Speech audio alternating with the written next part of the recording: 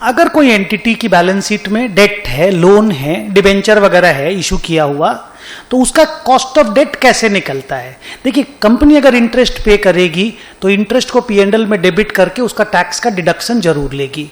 And generally मान के चलिए कि अगर किसी कंपनी का रेट ऑफ टैक्स 30% है, तो अगर वो कंपनी 12% का भी ब्याज देती है तो 12% का 30% यानी 3.6% का वो टैक्स बचा लेगी।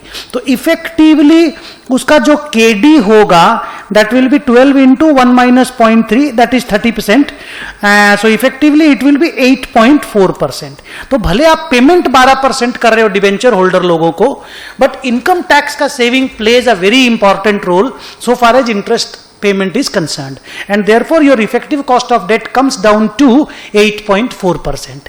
लेकिन अगर आपको डेट इशू करने में, बैंक से लोन लेने में, मान लीजिए ब्रोकरेज वगैरह पेमेंट करना पड़ा, किसी तरह का मान लीजिए इशू एक्सपेंस वगैरह लगा, तो आपका effective cost will go up. बताइए कैसे?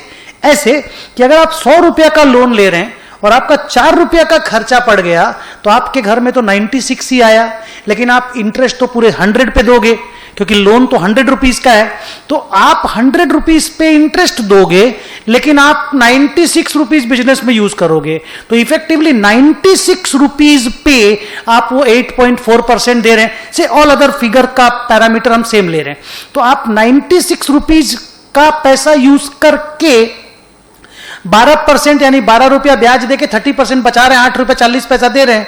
तो अगर आप इफेक्टिव कॉस्ट अपना देखेंगे, so it's same R into 1 minus T into face value by issue proceeds करेंगे, it will be a little higher which is 8.75%। उस वक्त 8.4% आपका इफेक्टिव कॉस्ट नहीं है, because your issue expense has increased your effective cost of debt. So जितना आपका issue expense ज्यादा होगा, उतना आपका effective cost of debt percentage में बढ़ जाएगा।